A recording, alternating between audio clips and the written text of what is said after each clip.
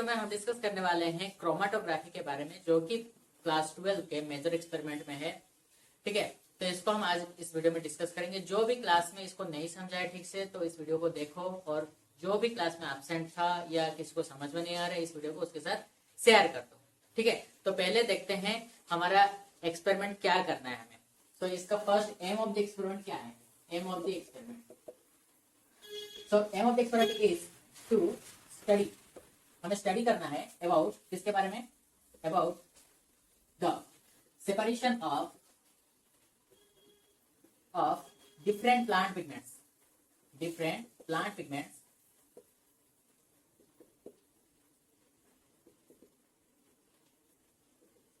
present in a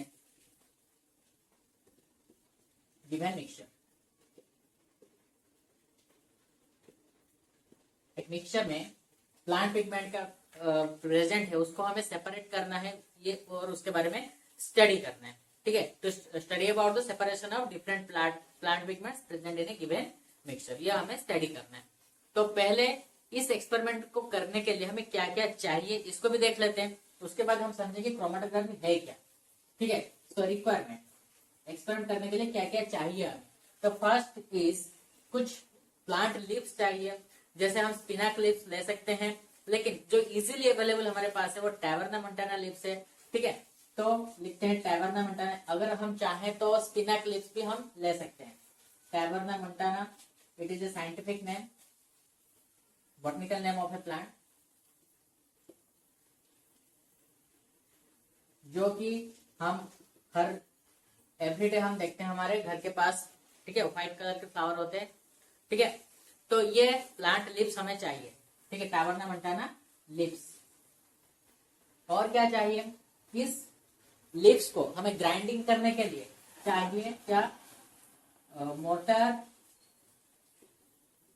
and पेसल, ये चाहिए इसको ग्राइंडिंग करने के लिए।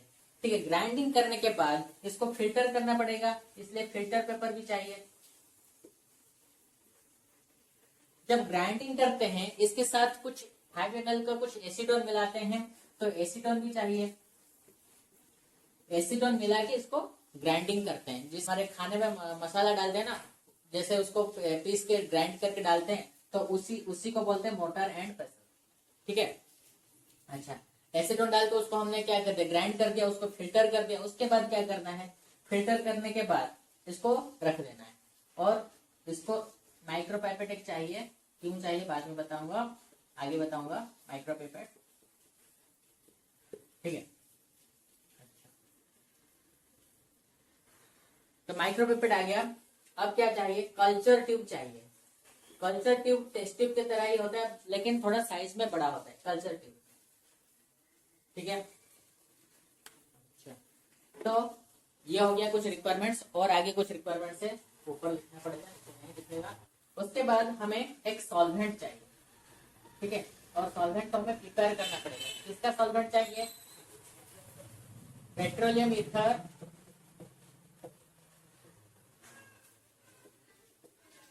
एंड एसीटोन का एसीटोन को मिला के एक सॉल्वेंट प्रिपेयर किया जाता है, जो कि 9:1 रेशियो में होता है। 9:1 मतलब petroleum ether 9 ml and acetone 1 ml। इसको मिला के हमें 10 ml का एक सॉल्वेंट मिलता है, उसको हम 2 इक्वल पार्ट में डिवाइड कर देते हैं, 5 ml का। ठीक है, तो एक कल्चर ट्यूब में 5 ml, दूसरे कल्चर ट्यूब में 5 ml। तो हमें 5 ml चाहिए एक कल्चर ट्यूब में, तो हमने 10 ml का एक सॉल्वेंट बनाया और उसको डिवाइड कर दिया 5 ml और 5 ml में। तो ये हो गया पेट्रोलियम ईथर एसीटोन का हमें सॉल्वेंट मिल गया। इसको कल्चर ट्यूब में डालना है। और क्या चाहिए? और एक चाहिए वाटमैन नंबर 1 पेपर, जिसको क्रोमेटोग्राफी पेपर भी बोलते हैं। ठीक है, और चाहिए स्प्लिट कर्व। ठीक है, तो इतने सारा चीज हमें चाहिए। और हाँ, scale and pencil, scale pencil ये हमें चाहिए। इतना सारा रिक्वायरमेंट हो गया हमें इस एक्सपेरिमेंट करने के लिए। उसके बाद देखते हैं हमारा क्रोमेटोग्राफी है क्या, उसके बारे में थोड़ा समझ लेते हैं। So chromatography is a simple technique. ठीक है, एक टेक्निक है जिसमें क्या करते हैं? कलर्ड कंपोनेंट को अलग करते हैं। ठीक है, एक मिक्सचर में जितने भी कलर कंपोनेंट होते हैं उसको सेपरेट करने के लिए हम यूज करते हैं क्रोमेटोग्राफी टेक्निक। ठीक है, सो कोई भी मिक्सचर हो, हाँ, लेकिन हम यहाँ पर सिर्फ प्लांट पिगमेंट में जो कलर कंपोनेंट होते हैं उसको हम सेपरेट करने के लिए क्रोमेटोग्राफी ये टेक्निक यूज करते हैं। ठीक है, तो chromatography is simple technique to separate colour pigments और colour components present in a given.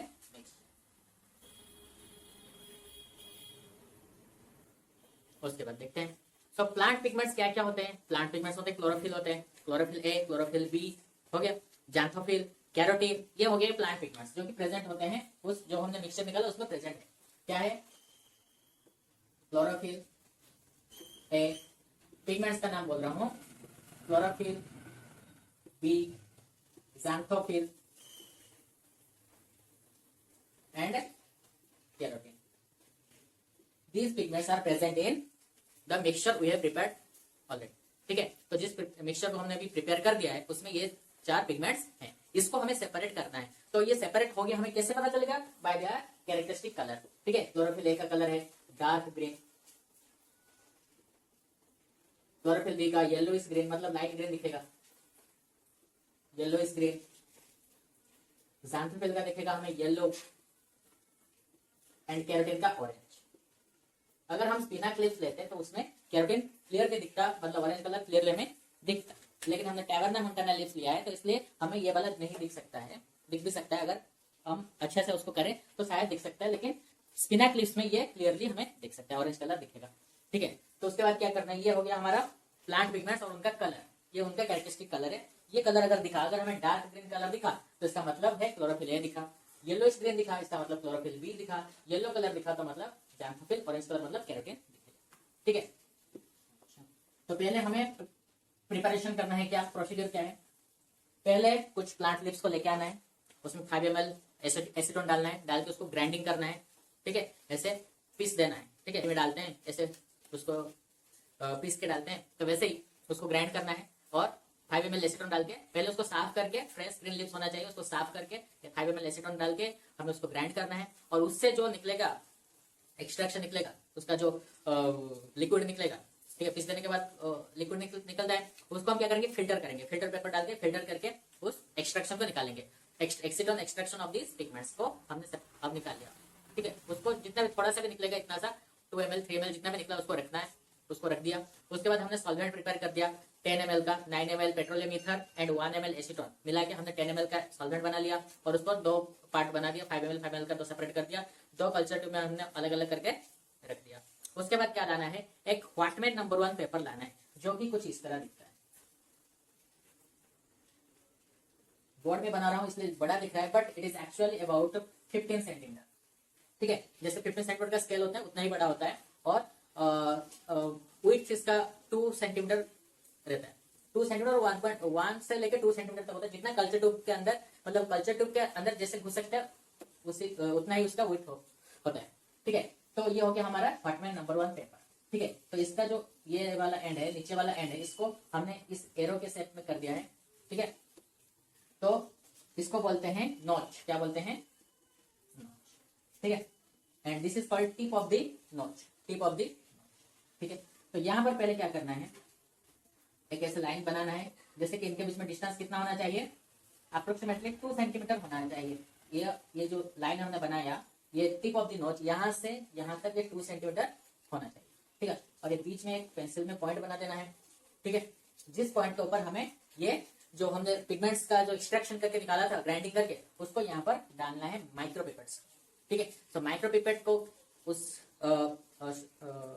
Micropipette को उस मिक्सचर के अंदर डालना है, तो कुछ मिक्सचर उस माइक्रोपिपेट के ऊपर आ जाएगा, अंदर घुस जाएगा, तो उसको लाके हमें परपेंडिकुलर करके यहाँ पर ड्रॉप बाय ड्रॉप ऐसे ऐसे ऐसे डालना। So the distance between this line and the tip of the notch must be, और अप्रोक्सीमेटली कितना होना चाहिए, 2 सेंटीमीटर होना चाहिए।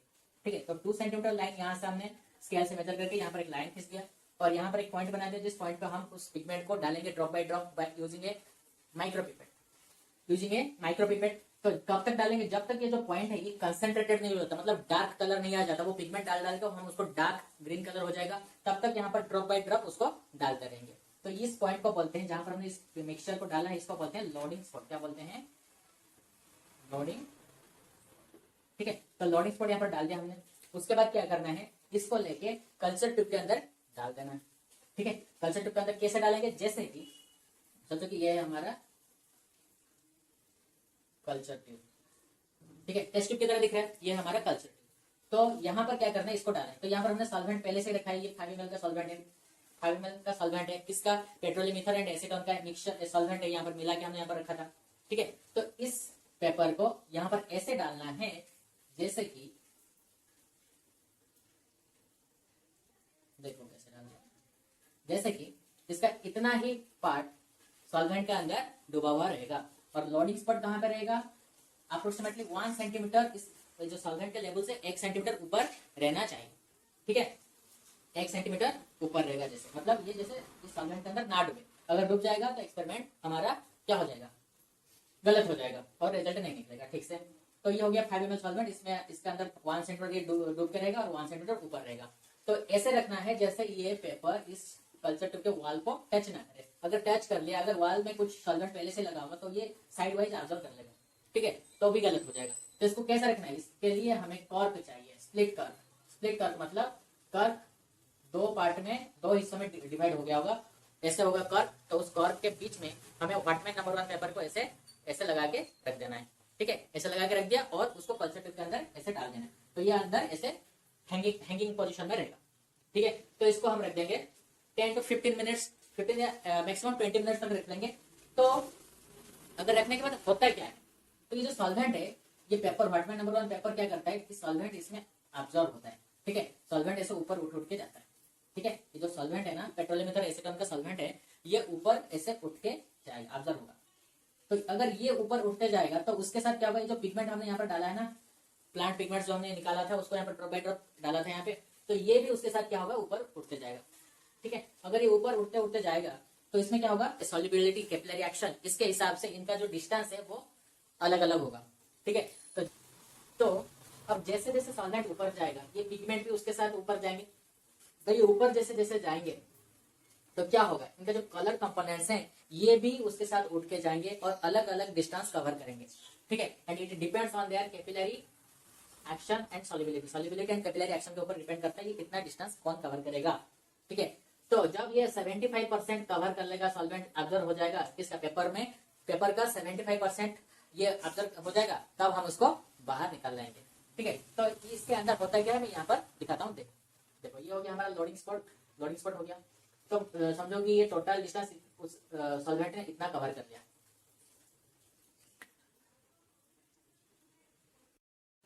देखो तो यहाँ पर क्या होगा, सोचो कि 75% सॉल्वेंट यहाँ तक कवर हो गया है, ठीक है। तो ये है हमारा लोडिंग स्पॉट। तो टोटल डिस्टेंस यहाँ से कितना है, हम इसको मेजर कर लेंगे। ये लोडिंग स्पॉट से ये वाला डिस्टेंस कितना, इसको मेजर कर लेंगे। लेट इट विथ 8 सेंटीमीटर, ठीक है। सोचो कि 8 सेंटीमीटर डिस्टेंस कवर किया है, ठीक है। तो यहाँ पर देखेंगे कौन सा कलर कहाँ पे दिख रहा है। सोचो कि यहाँ से यहाँ तक हमें दिख रहा है येलोइश ग्रीन, येलोइश ग्रीन दिख रहा है, ठीक है। तो ये लोडिंग स्पॉट से यहाँ तक डिस्टेंस कितना है, ये हमें मेजर करना है। एंड यहाँ से ऊपर तक, मतलब यहाँ तक सोचो कि हमें डार्क ग्रीन कलर दिख रहा है, डार्क ग्रीन कलर दिख रहा है। तो यहाँ से ये वाला जहां तक डार्क ग्रीन दिख रहा है, उस पॉइंट से लोडिंग स्पॉट तक कितना डिस्टेंस है, इसको मेजर करना है। नेक्स्ट सोचो कि यहाँ पर हमें दिख रहा है येलो कलर, ठीक है, येलो कलर दिख रहा है, ये वाला कितना हमें येलो कलर दिख रहा है। तो इसको लिखना है पूरा, यहाँ से लेके लोडिंग स्पॉट तक कितना डिस्टेंस है, इसको भी मेजर करके लिखना है। एंड लास्ट में हमें दिखा सबसे ऊपर दिखेगा क्या, ऑरेंज कलर दिखेगा। अगर होगा तो केरोटिन होगा तो ऑरेंज कलर हमें दिखेगा, ये वाला पोर्शन, ठीक है। तो यहाँ पर जो येलो स्क्रीन बैंड है, इसका मतलब है ये क्लोरोफिल बी है। एंड ये जो ऊपर वाला है ये डार्क ग्रीन है, मतलब क्लोरोफिल ए है। एंड ये येलो कलर है, मतलब ये है जैंथोफिल। एंड ऑरेंज कलर जो है उसको हम बोलेंगे कैरोटीन। तो इसके हिसाब से हमने, कलर के हिसाब से हमने पिगमेंट को पहचान लिया और उसको हम टेबुलेशन करके लिखेंगे। तो टेबुलेशन कैसे करना है, तो हमारा टेबुलेशन कुछ इस तरह दिखता है।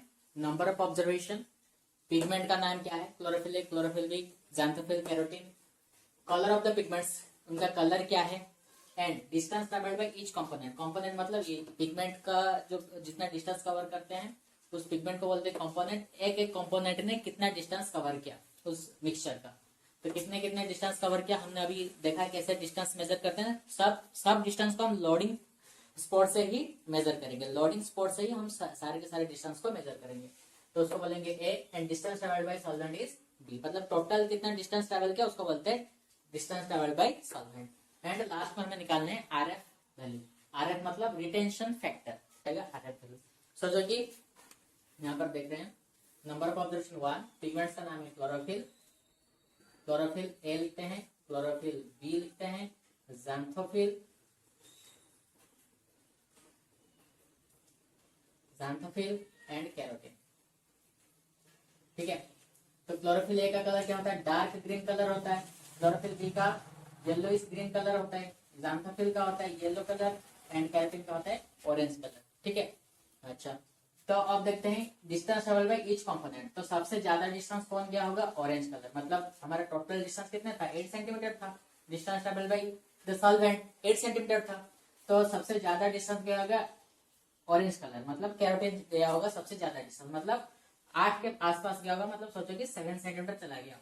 और उससे कम गया होगा हमारा येलो कलर, मतलब ज़ैंथोफिल, सोचो कि 6 से लेकर 6.1 या इसके बीच में रहेगा क्या हमारा येलो कलर। और येलो ग्रीन हमारा 4 से लेकर 6 तक रहेगा, 4 से लेकर 6 तक। And dark green colour, sorry yellow green हमारा शुरू से लिखेगा, मतलब 1 से लेकर 3 तक हमें दिखेगा क्या, 3 और 3.5 ऐसा कुछ दिखेगा। मतलब मैं अप्रोक्सीमेट यहाँ पर डिस्टेंस बोल रहा हूँ, कुछ इस तरह दिखेगा। पहले कौन दिखेगा, येलो ग्रीन दिखेगा, उसके ऊपर दिखेगा डार्क ग्रीन, उसके बाद येलो एंड ऑरेंज। पहले येलो ग्रीन दिखेगा फर्स्ट, मतलब क्लोरोफिल भी फर्स्ट दिखेगा। तो कैसा दिखेगा उसको मैं यहाँ पर इमेज दे रहा हूँ, इसको देखो इस तरह दिखेगा। ठीक है, नेक्स्ट हमारा डार्क ग्रीन कलर दिखेगा सेकेंड में, ये है फर्स्ट, ये है सेकेंड, ये है थर्ड, ये है फोर्थ। ठीक है, उल्टा लिख दिया मैंने, फर्स्ट सेकेंड थर्ड फोर्थ। तो डार्क ग्रीन कलर उसके बाद दिखेगा, मतलब 4 से लेकर 6 के बीच में दिखेगा, 4 सेंटीमीटर से 6 सेंटीमीटर तक दिखेगा क्या डार्क ग्रीन कलर। तो ये हो गया हमारा क्रोमेटोग्राफी का जितना भी था मैंने समझा दिया कि इसको कैसे टेबुलेशन करना है, कैसे इसका थ्योरी क्या है। पहले हम क्या लिखते हैं, एम ऑफ द एक्सपेरिमेंट, उसके बाद requirement, then theory, then procedure, then precaution. Precaution क्या है इसमें, जैसे लिप्स को हमने धोया, लिप्स को ग्राइंडिंग करने से पहले धोना चाहिए, साफ करना चाहिए, 5 ml एसीटोन डाल के उसको ग्राइंडिंग करना है, ये होता है प्रिकॉशन। और हमने जो उसको ड्रॉप बाय ड्रॉप डाला माइक्रोपिपेट से, उसको परपेंडिकुलर ऐसे पकड़ना है, ऊपर से ऐसे एक देना है फिंगर देके, उसको ड्रॉप बाय ड्रॉप डालना है और उसको कंसंट्रेटेड करना है। ठीक है, जब तक कंसंट्रेटेड ना हो जाए तब तक हमें डालना चाहिए। ठीक है, एंड वो स्मॉल होना चाहिए, एक ही पॉइंट में डालना पड़ेगा, एक ही पॉइंट में डालते रहो जब तक वो कंसंट्रेटेड ना हो जाए। ठीक है, ये हो गया प्रिकॉशन। प्रिकॉशन होने के बाद हम ऑब्जर्वेशन लिखेंगे, क्या है टेबुलेशन बनाएंगे, ये ऑब्जर्वेशन एंड टेबुलेशन में ये आ गया। उसके बाद हम कंक्लूजन लिखेंगे कि हमने जो क्रोमेटोग्राफी में जो सेपरेट किया पिगमेंट्स को, तो वो किसके आधार पे किया, उनके कलर के बेसिस पे हमने उसको सेपरेट किया। ठीक है, सो हमने देखा कि dark green colour chlorophyll A pigment को हमें इंडिकेट करता है, येलो कलर हमें ज़ैंथोफिल इंडिकेट करता है, येलोइश ग्रीन हमें क्लोरोफिल बी इंडिकेट करता है, एंड ऑरेंज कलर इंडिकेट करता है हमारे कैरोटीन को। ठीक है, ये हो गया हमारा क्रोमेटोग्राफी। सो अगर तुम लोगों को ये वीडियो अच्छा लगे और कुछ समझ में आया तो इस वीडियो को अपने दोस्तों के साथ शेयर करो। एंड जो भी क्लास में एब्सेंट था और जिसको भी समझ में नहीं आया, इस वीडियो को जरूर देखो, अगर तुम्हारे एग्जाम में आए तो समझने में कुछ आसानी हो जाएगी। Thank you and have a nice day.